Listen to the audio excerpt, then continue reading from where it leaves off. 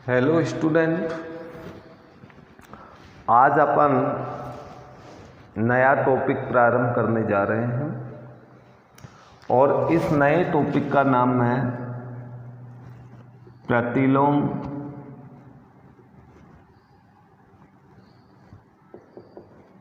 त्रिकोणमितीय फलन। त्रिकोणमितीय फलन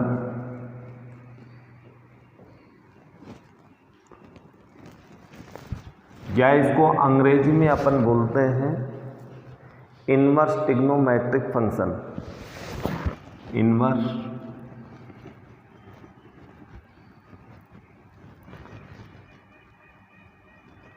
ट्रिग्नोमेट्रिक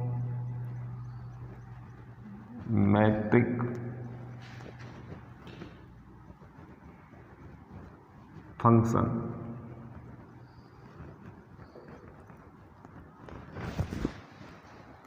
प्रतिलोम त्रिकोणमितीय फलन।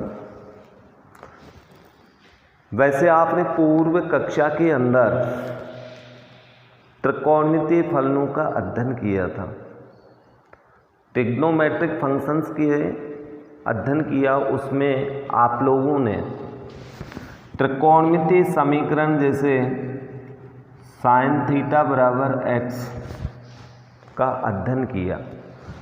लेकिन जब ये समीकरण अपन देखें तो इसका अर्थ क्या होता है? का अर्थ, इसका अर्थ होता है कि थीटा के लिए, यानी कोण थीटा, थीटा एक एंगल है, न्यून कोण है, कोण थीटा के लिए साइन का मान x है। कोण थीटा के लिए, थीटा के लिए साइन का मान x है। अर्थात यह एक संख्या को व्यक्त करता है,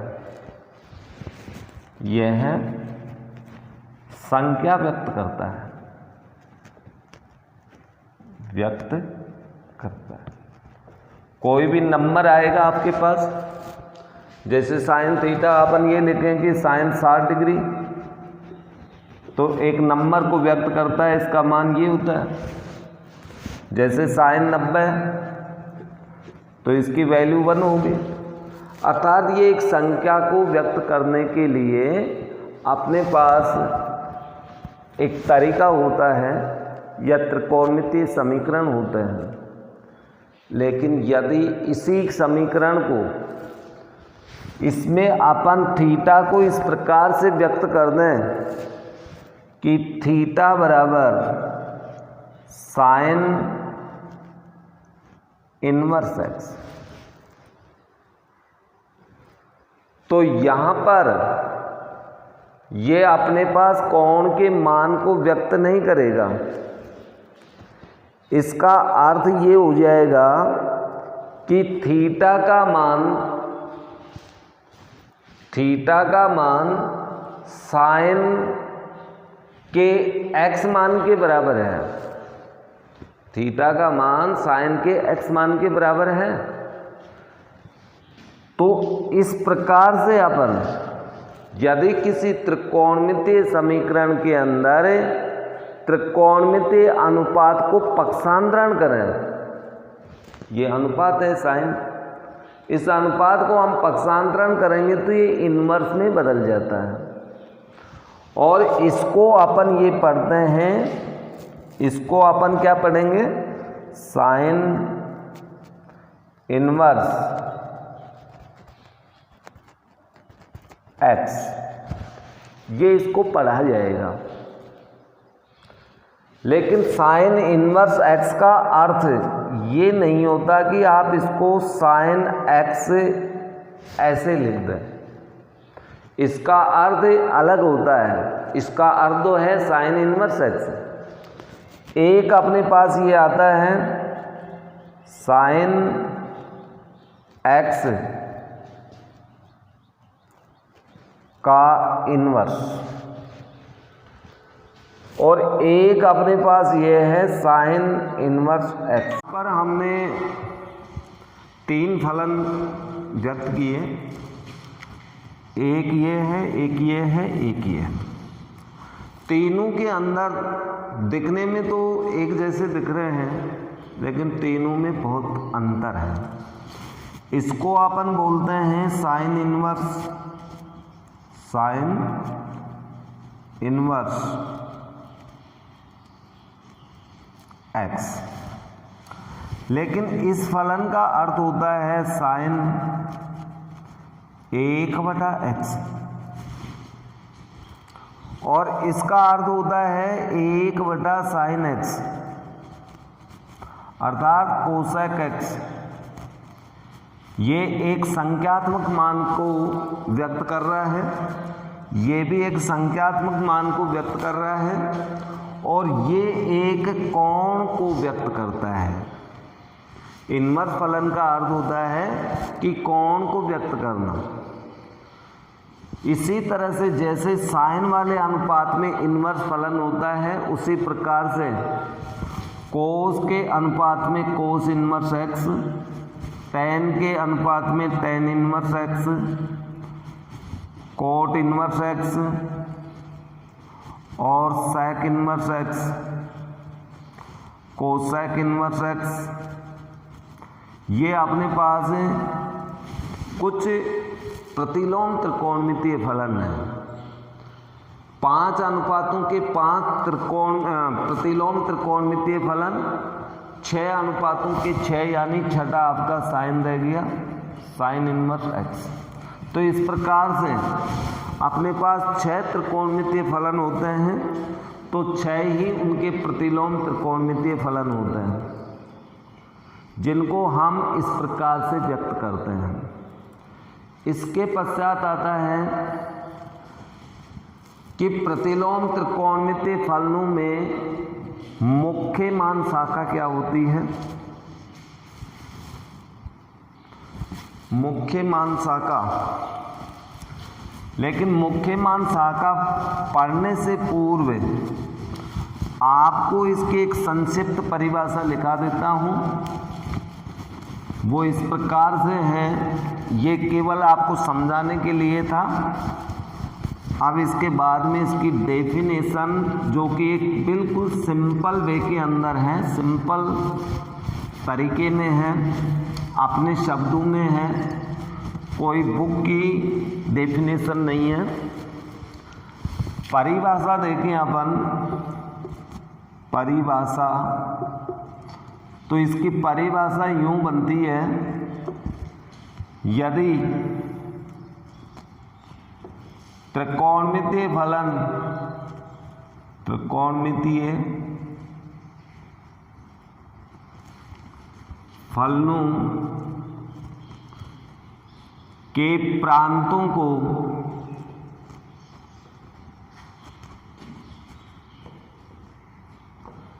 परिसर में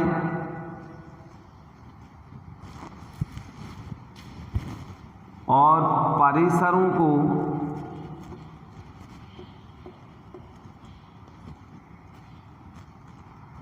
प्रांतों में व्यक्त करने पर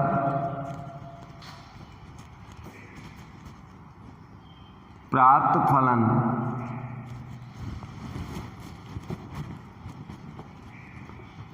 ही प्रतिलोम फलन कहलाते हैं।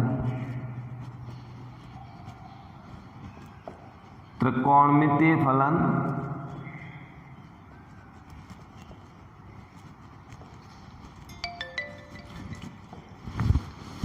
कहलाते हैं। ये इसकी एक सामान्य परिभाषा है। अब इसके बाद में आता है कि इसके मुख्य मान क्या होंगे। प्रतिलोम त्रिकोणमितीय यानी इनवर्स फंक्शंस प्रतिलोम त्रिकोणमितीय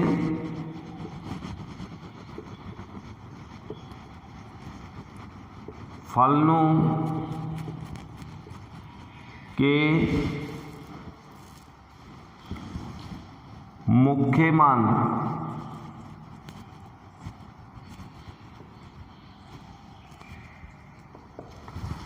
अर्थात वह न्यूनतम मान होता है। ये मुख्य मान का अर्थ होता है वह न्यूनतम मान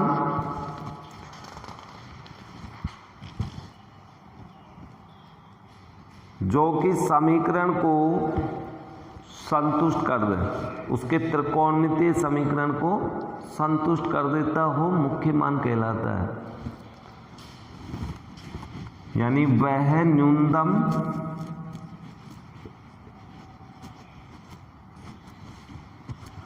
धनात्मक या ऋणात्मक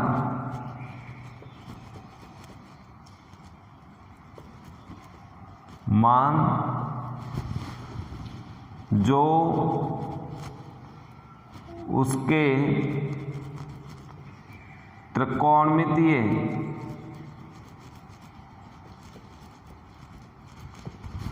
समीकरण को संतुष्ट करता है।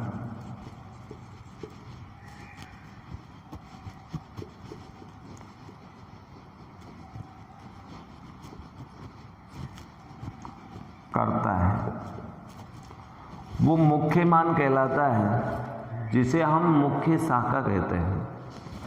जैसे अपने पास एक समीकरण है साइन थीटा बराबर एक्स। ये साइन थीटा बराबर एक्स है। यदि अपन इसको इस प्रकार से व्यक्त करें कि थीटा बराबर साइन इनवर्स एक्स, तो यहाँ पर हमें ऐसा मान रखें थीटा का कि इस समीकरण को संतुष्ट कर दे एक्स का मान। वो ही न्यूनतम या न्यूनतम जो कम से कम जो मान होता है, चाहे वो धनात्मक हो ऋणात्मक, तो वो अपना मुख्य मान कहलाता है। अब यहाँ मुख्य मानों के लिए सभी प्रतिलोम त्रिकोणमितीय फलनों में अपन प्रांत व परिसर लिखते हैं। परिसर का मतलब मुख्य मान होगा और प्रांत उसका डोमेन कहलाता है। यहाँ पर अपन प्रतिलोम फलन और उसकी मुख्य मान शाखा देखते हैं। जब भी प्रतिलोम फलनों के अंदर प्रतिलोम त्रिकोणमितीय फलन आपको प्रश्न के रूप में दे रखे हों और उनका मान ज्ञात करना हो, तो मान ज्ञात करते समय उसका मुख्य मान शाखा में ही मान होना चाहिए, वो ही आपका उत्तर होगा। इसलिए प्रत्येक प्रतिलोम त्रिकोणमितीय फलन की मुख्य मान शाखा आपको याद रखनी पड़ेगी। तो यहाँ पर पहला फलन अपन लेते हैं sine inverse x. Sine inverse x की मुख्य मान जो शाखा होती है वो है -π/2 से +π/2 तक।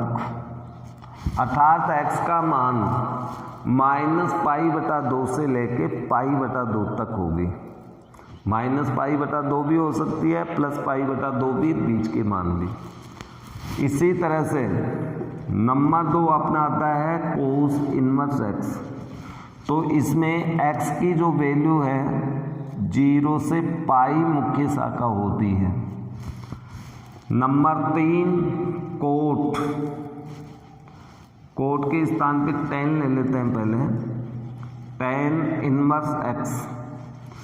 tan इनवर्स की जो मुख्य शाखा होती है वो मुख्य शाखा होगी -π/2 से और π/2 के मध्य। ये इसकी मुख्य शाखा होती है tan की। Number 4 cot inverse x। Cot inverse x की जो मुख्य शाखा होगी वो 0 से π के मध्य। छोटे कोष्ठक का अर्थ होता है कि ये अंत्य बिंदु शामिल नहीं है, केवल बीच के मान। इसमें भी केवल बीच के मान। Number 5 sec inverse x, sec inverse x की मुख्य शाखा, ये मुख्य शाखा होती है 0 से पाई तक, लेकिन इसमें पाई/2 शामिल नहीं है, पाई/2 इसमें नहीं होगा, शेष सभी मान इसके अंदर उपलब्ध होंगे। Number 6 cosec inverse x, cosec inverse x की मुख्य शाखा होती है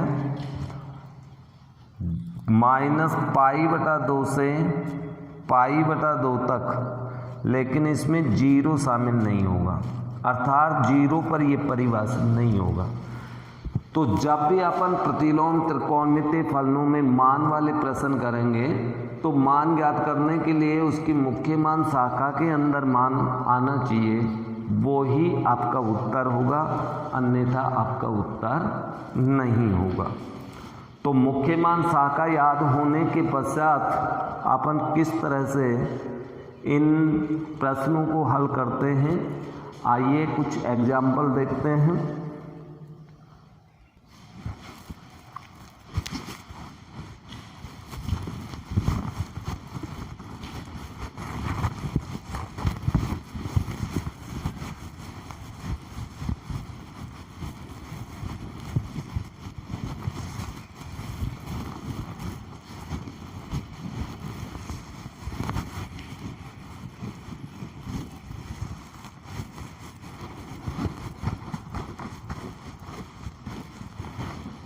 उदाहरण नंबर 1,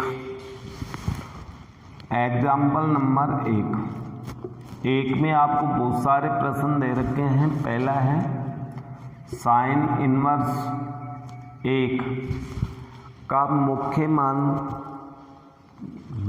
ज्ञात कीजिए, का मुख्य मान ज्ञात कीजिए।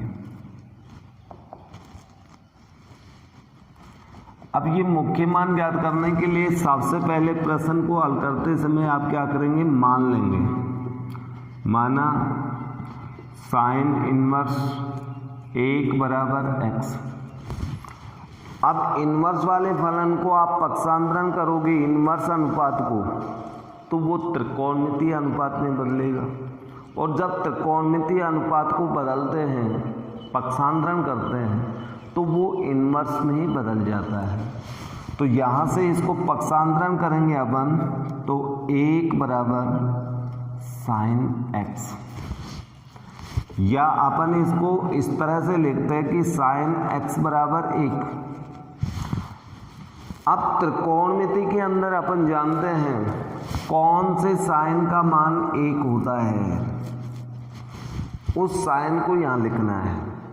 1 मीन्स साइन में देखना है कौन से साइन का मान होता है, साइन पाई/2। साइन 90 का मान 1 होता है, तो 1 के स्थान पे साइन 90 लिख सकते हैं। अब यहाँ पर जो ये मान आ रहा है पाई/2, ये साइन की मुख्य शाखा में होना चाहिए, और ये मुख्य शाखा में है, तो आप यहाँ लिखेंगे चूंकि पाई/2 साइन इनवर्स की मुख्य शाखा में है,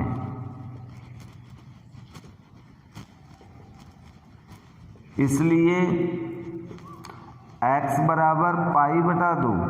अब x = पाई/2 क्यों आया, क्योंकि दोनों तरफ साइन अनुपात कैंसिल हो गए, तो x = पाई/2, और x मीन्स आपने क्या माना था, वापस मान रख दो, अर्थात x का मान वापस रखने पर, x का मान वापस रखेंगे तो ये हुआ साइन इनवर्स 1 = पाई/2, ये आपका उत्तर होगा।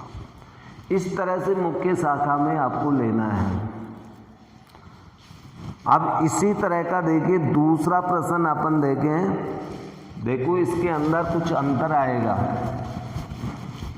दूसरा प्रश्न इसी उदाहरण में दे रखा है,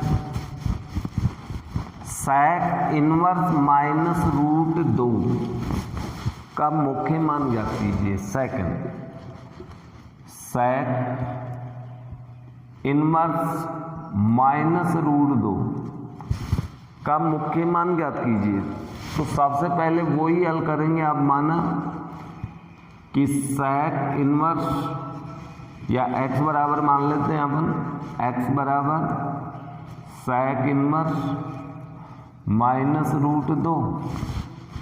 ओके, अब sec को पक्षांतरण करेंगे तो ये sec त्रिकोणमितीय अनुपात x बराबर माइनस रूट 2। कौन से sec का मान ये होता है? रूट 2 कौन से sec का मान होता है? π/4 यानी 45 डिग्री का। तो माइनस sec इसमें लिखेंगे π/4, sec π/4 लिखेंगे। लेकिन यहाँ पर अपन दोनों तरफ sec से sec नहीं कर सकता क्योंकि इसमें ऋण चिन्ह आ रहा है। अब इस ऋण को धनात्मक करें अपन, तो इसको धनात्मक करना पड़ेगा क्योंकि माइनस π/4 इसकी मुख्य शाखा में नहीं है, क्योंकि ये तो एंगल ऋणात्मक आ रहा है आपका। भाई इसको अपन लोग ये लिख सकते हैं कि माइनस sec π/4 मीन्स इसको लिखें तो sec माइनस π/4। तो ये मुख्य शाखा में नहीं है, तो आप यहाँ लिखेंगे चूंकि माइनस π/4 sec इनवर्स की मुख्य शाखा, और इसकी मुख्य शाखा अपन को पता है कौन सी है, 0 से पाई माइनस π/2 में नहीं है, क्योंकि 0 से छोटे मान तो इसमें कोई एंगल है ही नहीं, तो ये मान हम नहीं ले सकते।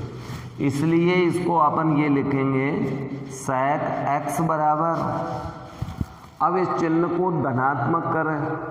अब धनात्मक करने के लिए चतुर्थांश का प्रयोग करना पड़ेगा। चतुर्थांश का प्रयोग करें तो इसे अपन लिख सकते हैं sec पाई माइनस π/4। यदि पाई माइनस π/4 न्यूनतम मान लेते हैं, अधिकतम तो अपन को लेना ही नहीं है। पाई माइनस π/4 करूं तो sec का sec रहेगा, लेकिन चतुर्थांश आपका सेकंड होगा, सेकंड में sec ऋणात्मक होगा, तो इसका मान, इस पूरे का मान माइनस sec π/4 होगा। तो माइनस sec π/4 को हम ये भी तो लिख सकते हैं। जब ये लिखेंगे तो अपने पास आएगा sec x बराबर sec लघुत्तम लेके हल करें तो 3π/4। अब 3π/4 इसकी मुख्य शाखा में है, तो आप लिखेंगे 3π/4 sec इनवर्स की मुख्य शाखा। अब देखिए मुख्य शाखा में ये मान आएगा आपका कौन सा, ये मुख्य शाखा है 0 से पाई माइनस π/2 में है। 3π/4 का अर्थ क्या होता है? 3π/4 का अर्थ होता है लगभग 0.7 पाई के लगभग, और 0.7 पाई तो पाई से तो छोटा ही है और 0 से बड़ा है, तो ये मुख्य शाखा में आ गया। इसलिए sec से sec कटार x बराबर अपने पास कितना आया, 3π/4। अब x का मान वापस रख दें अपन, तो हमें प्राप्त हो गया sec इनवर्स माइनस रूट 2 का मान 3π/4। ये अपना उत्तर होगा।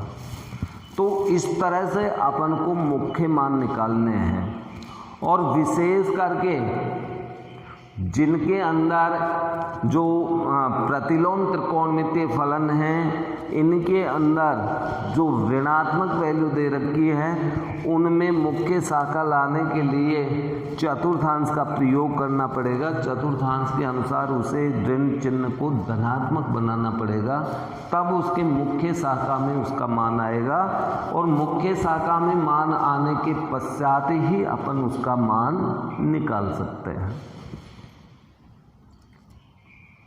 उदाहरण नंबर 1 का ही तीसरा प्रश्न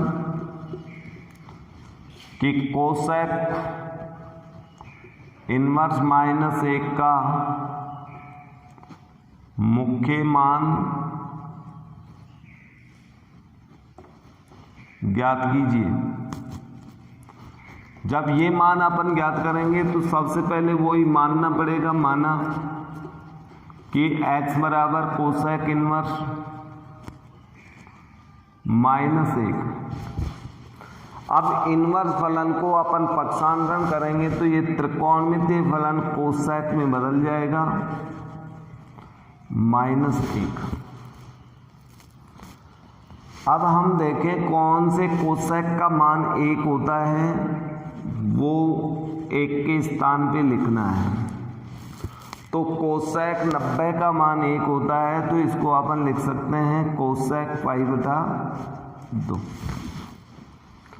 लेकिन जो कोसेक की मुख्य मान शाखा है उसमें -π/2 बिंदु है, इसलिए ये मान उसमें शामिल होगा।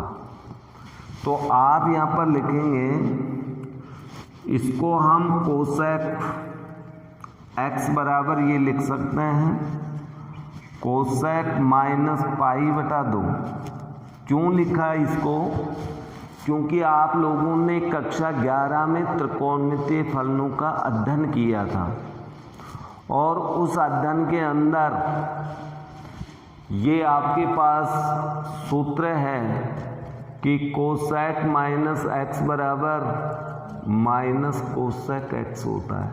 इसको हम ऐसे व्यक्त कर सकते हैं, लेकिन इसका अर्थ, इससे पूर्व अपन ने जो एग्जाम्पल किया था कि -√2 वाला था, बराबर ये नहीं लिख सकते उसको कि -sec√2। इसको ये नहीं लिखा जा सकता। क्यों नहीं लिखा जा सकता? चलो इसको भी मैं x मान लेता हूँ। दिस इज ये रॉन्ग, ये बिल्कुल गलत है, क्योंकि इसका सूत्र मैंने ये लिखाया था कि sec -x बराबर, आपका सूत्र ये नहीं होकर ये होता है π -sec x। इस सूत्र का प्रयोग किया जाता है, इसलिए आपको इस रूप में उत्तर देना होगा। ओके, अब आपकी शायद बात समझ में आ गई होगी, तो अपन उनका भी प्रयोग कर सकते हैं इनमें। तो यहाँ पर अब यहाँ अपन ये लिखें, चूँकि -π/2 कोसेक इनवर्स की मुख्य शाखा, अब इसकी मुख्य शाखा होती है -π/2 से π/2, लेकिन इसमें 0 नहीं होगा, 0 में है, क्योंकि इसके दोनों अंत्य बिंदु ले रहे हैं, तो -π/2 इस शाखा में है। तो ये आपका x बराबर -π/2, ये आपका उत्तर होगा -π/2। अब x का मान रख दीजिए। जब x का मान रखोगे तो आपके पास आएगा कोसेक इनवर्स -1 बराबर -π/2। ये आपका उत्तर होगा।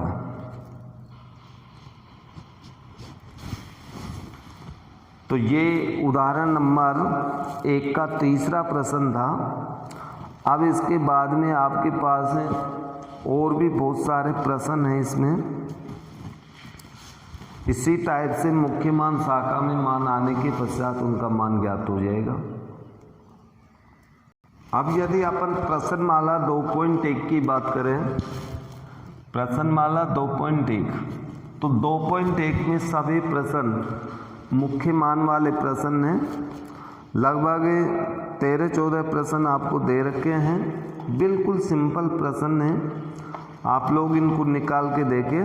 कुछ प्रश्न आपको मैं बता रहा हूँ यहाँ पर, जैसे क्वेश्चन नंबर 2 कोस इनवर्स, सब में मुख्य मान ज्ञात करना है। क्वेश्चन नंबर 2 कोस इनवर्स √3/2 का मुख्य मान ज्ञात कीजिए। √3/2 सब में मुख्य मान ज्ञात करना है। तो हल करते समय आप लोग वही मानेंगे कि माना x बराबर कोस इनवर्स √3/2। अब इसको आप पक्षांतरण करें, पक्षांतरण करें तो ये त्रिकोणमितीय फलन कोस में बदलेगा। कोस x बराबर √3/2। तो कौन से कोस का मान √3/2 होता है वही कोस लिखना। कोस √3/2 मान होता है 30 डिग्री का, तो 30 को अपन लिखते हैं π/6 डिग्री। अब यहाँ पर ये धनात्मक मान आ रहा है दोनों पक्षों में, तो आप यहाँ देखें कि π/6 कोस की मुख्य शाखा में है या नहीं। तो आप यहाँ लिखेंगे चूंकि π/6 कोस इनवर्स की मुख्य शाखा और इसकी मुख्य शाखा होती है वो है 0 से π तक में है। इसके अंदर है कि नहीं π/6? भाई π/6 π से छोटा है लेकिन 0 से तो बड़ा है, तो इसमें है, इसलिए अपने पास x की वैल्यू हो गई π/6। दोनों तरफ कोस से कोस कट गया, x बराबर π/6। x का मान वापस रख दो, वापस रखेंगे तो अपने पास x के स्थान पे ये माना हुआ मान है, x बराबर ये कोस इनवर्स √3/2 बराबर π/6। ये अपना उत्तर हो गया।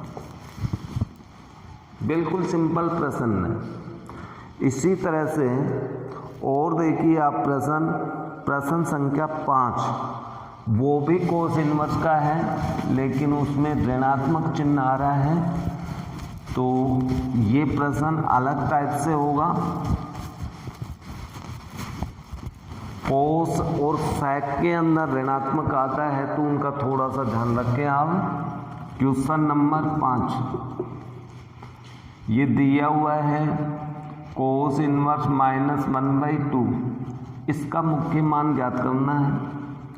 तो सबसे पहले वही माना x बराबर कोस इनवर्स -1/2, ये अपन ने मान लिया। फिर कोस इनवर्स को पक्षांतरण करेंगे तो कोस x बराबर -1/2। अब ये कौन से कोस का मान होता है? ये अपन जानते हैं कि 1/2 कोस 60 का मान होता है, लेकिन चिन्ह इसमें ऋणात्मक है इसलिए माइनस कोस 60 डिग्री मीन्स π/3। और ऋण चिन्ह के अंदर ये पक्ष नहीं होना चाहिए, इसे धनात्मक करना पड़ेगा। धनात्मक करने के लिए आप लिखेंगे कोस x बराबर, ये हो जाएगा कोस π-π/3। अब यहाँ देखो आपका चतुर्थांश प्रयोग कर रहे हैं। चतुर्थांश के हिसाब से आपको न्यूनतम एंगल लेना है, तो पाई माइनस करने से कोस का कोस आएगा। पाई में से घटाएंगे तो चतुर्थांश सेकंड होगा और सेकंड में कोस ऋणात्मक होता है, तो माइनस कोस और घटाएंगे तो अपने पास क्या बचेगा वो देख लेते हैं। जो घटाते हैं वही एंगल आता है। तो कोस x बराबर हमें प्राप्त हुआ कोस 2π/3 और यहाँ पर आप लिखना चाहें तो ये लिख देना कि ये एंगल ऋणात्मक आ रहा है, तो आप यहाँ लिखेंगे -π/3 कोस इनवर्स की शाखा, और इसकी शाखा अपन जानते हैं 0 से पाई में नहीं है, इसमें नहीं है। ऋणात्मक मान 0 से पाई में कैसे हो सकते हैं? 0 से पाई में तो सब धनात्मक मान होते हैं, और अब आपके कोस का एंगल धनात्मक आ गया, अर्थात यहाँ पर 2π/3 प्राप्त हुआ, जो कोस इनवर्स की मुख्य शाखा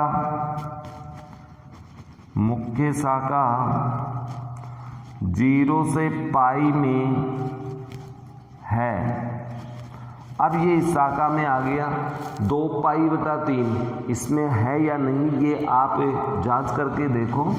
2π/3 का अर्थ होता है 0.66 पाई, अर्थात 1 पाई से छोटा मान है लेकिन 0 से तो बड़ा है, इसलिए मुख्य शाखा में आ रहा है। तो आपकी x की वैल्यू हो गई 2π/3, और जब इसका मान 2π/3 है तो x का मान वापस रख दो, अर्थात कोस इनवर्स -1/2 का मान होगा 2π/3।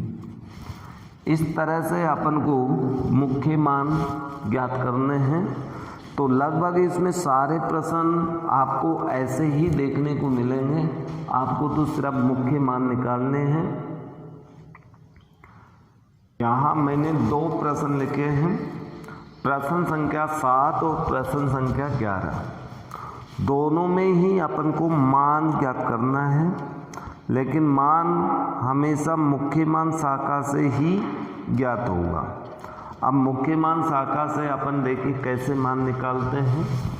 सबसे पहले इसमें मानना पड़ेगा, माना x बराबर sec इनवर्स 2/√3, ये अपन ने मान लिया।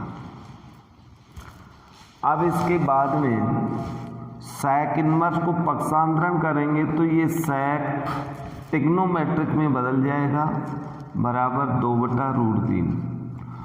कौन से sec का मान 2/√3 होता है वो मान आपको लिखना है।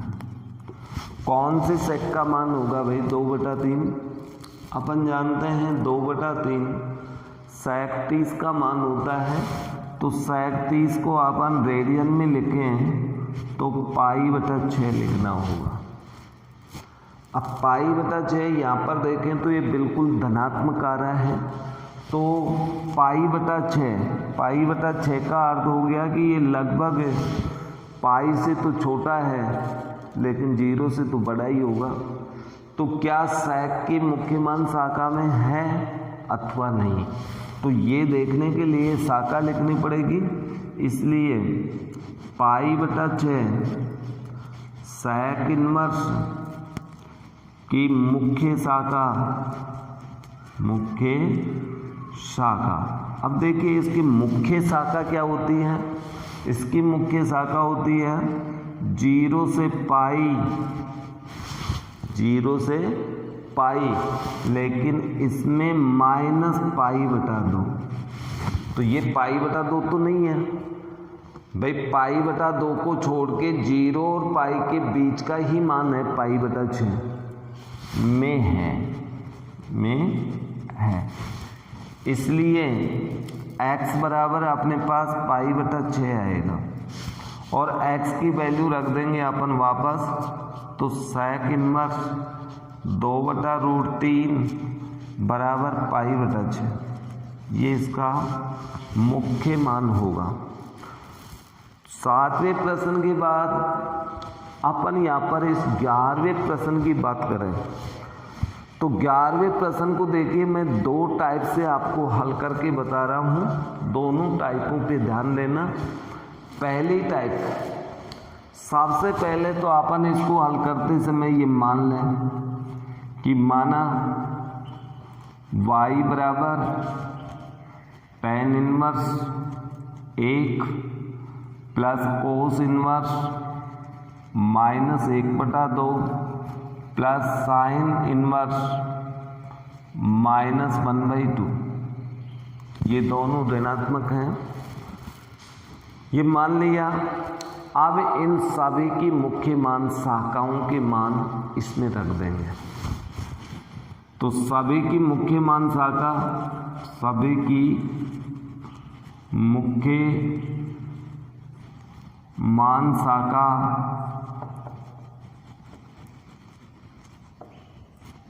से मान, तो tan इनवर्स 1 की मुख्य शाखा का मान होता है π/4 और कोस इनवर्स माइनस 1/2 इसका मान होगा पाई माइनस कोस इनवर्स 1/2, मुख्य शाखा का मान, अर्थात पाई माइनस कोस इनवर्स 1/2 और 1/2 का मान होता है अपने पास कितना, कोस में 1/2 मीन्स π/3 बराबर ये होगा आपका 2π/3। इसी तरह से साइन इनवर्स माइनस हाफ की मुख्य शाखा होती है माइनस π/6, क्योंकि इसका मान मुख्य शाखा में है, इसलिए y बराबर मान रख दीजिए आप इसके अंदर। ये सारे मुख्य मान शाखाओं के मान हैं, तो इसमें जब मान रखेंगे तो हमें इसका उत्तर प्राप्त हो जाएगा।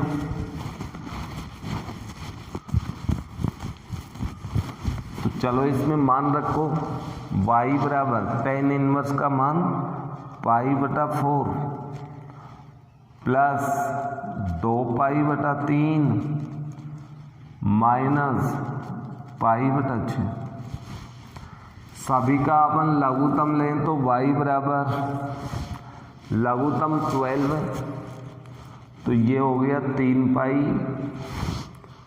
ये हो गया प्लस 8π, आगे माइनस 2π, कुल मिला के 9π/12 मीन्स 3π/4 y बराबर, अर्थात इसका उत्तर अपने पास 3π/4 प्राप्त होता है। एक तरीका तो अपना ये है, और दूसरा तरीका अपन देखते हैं अपने सूत्रों के अनुसार। दूसरा जो तरीका है अपना वो इस प्रकार से है कि सबसे पहले, वैसे आपके इसी प्रश्नमाला में जो आप 2.1 पढ़ रहे हैं, 2.1 के बाद 2.2 के अंदर जो प्रतिलोम त्रिकोणमितीय फलन होंगे उनसे संबंधित ही आपका सूत्र है। यदि अपन एक फलन इनवर्स और उसी का त्रिकोणमितीय फलन आगे लिखें तो त्रिकोणमितीय फलन तथा इनवर्स फलन एक दूसरे से कैंसिल हो जाते हैं, इसका मान 1x होगा।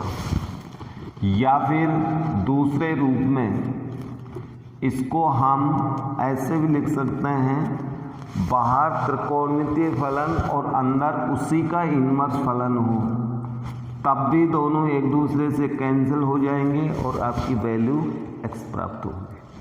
ऐसे ही साइन के रूप में होगा, ऐसे ही कोट के रूप में, जैसे कोट में लिखें अपन या tan में लिखें तो बाहर tan है, अंदर tan इनवर्स x है, तो tan से tan इनवर्स कैंसिल x आ गया।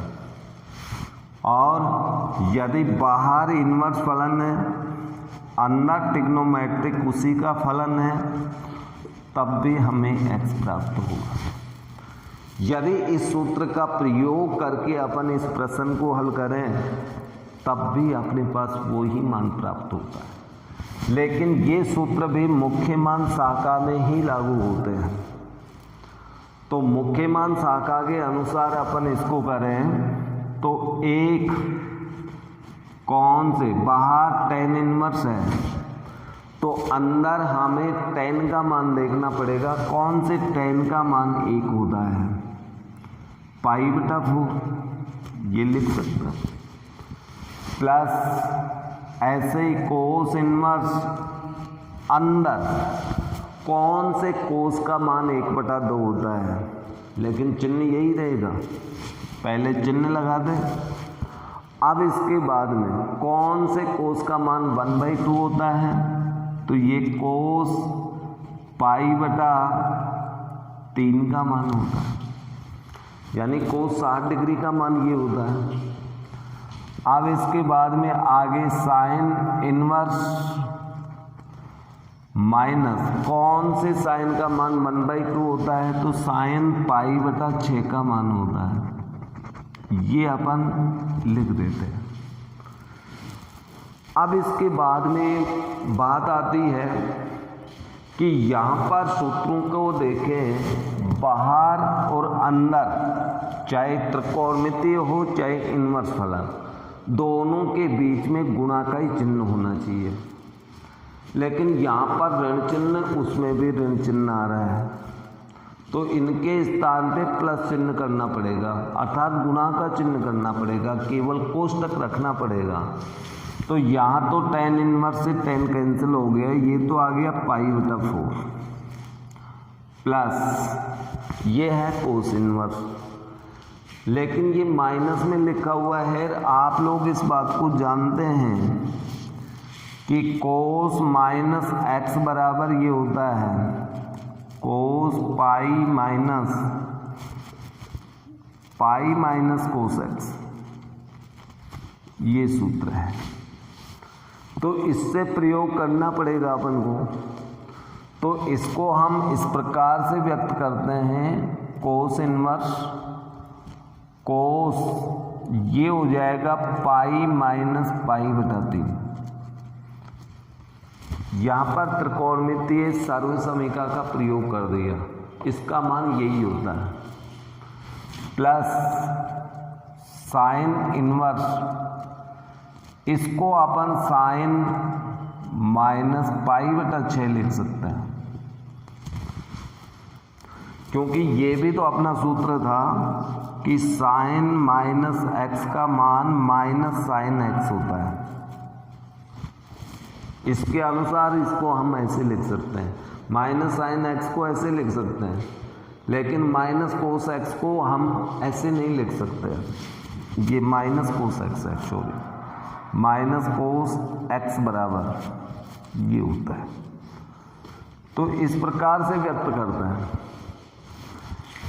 तो यहाँ पर 11वीं कक्षा के सूत्रों का प्रयोग करके भी आप प्रश्न को हल करें तो भी कोई दिक्कत नहीं है, लेकिन अभी 2.2 के अंदर इन सूत्रों का प्रयोग करेंगे।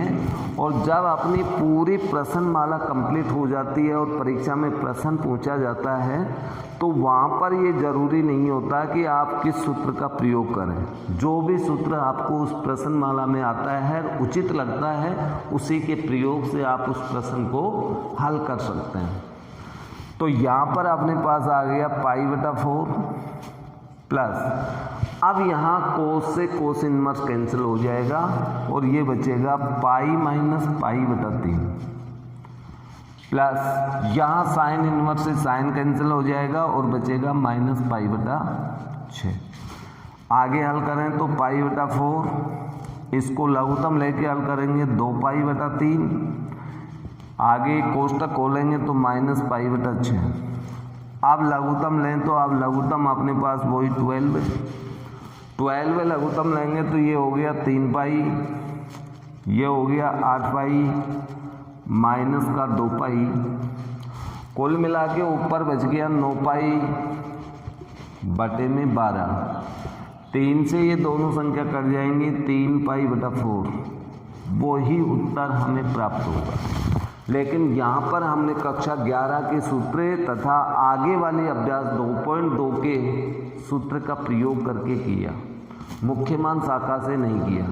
लेकिन प्रश्नमाला 2.1 का प्रश्न होने की वजह से मुख्य मान शाखा से ही हल करें, क्योंकि अभी तक अपन ने मुख्य मान शाखा ही हल करना सीखा है। अभी 2.2 की सर्व समीकरणों का अध्ययन नहीं किया, अर्थात प्रतिलोम त्रिकोणमितीय फलनों में भी सर्व समीकरण हैं, उनका अध्ययन अपन नेक्स्ट क्लास के अंदर करेंगे, यानी नेक्स्ट वीडियो के अंदर करेंगे। आप लोग इस प्रश्नमाला 2.1 में शेष बचे सभी प्रश्नों को हल कर लेंगे, यानी रफ नोटबुक में अपना अभ्यास जारी रखें, अधिक से अधिक अभ्यास करें। और मुझे आशा है कि इस प्रश्नावली के प्रश्न तो आप बहुत ही जल्दी, शीघ्रता से और आसानी से कर लेंगे। और नेक्स्ट वीडियो अपन लेके आए, तब तक के लिए दीजिए इजाज़त। धन्यवाद।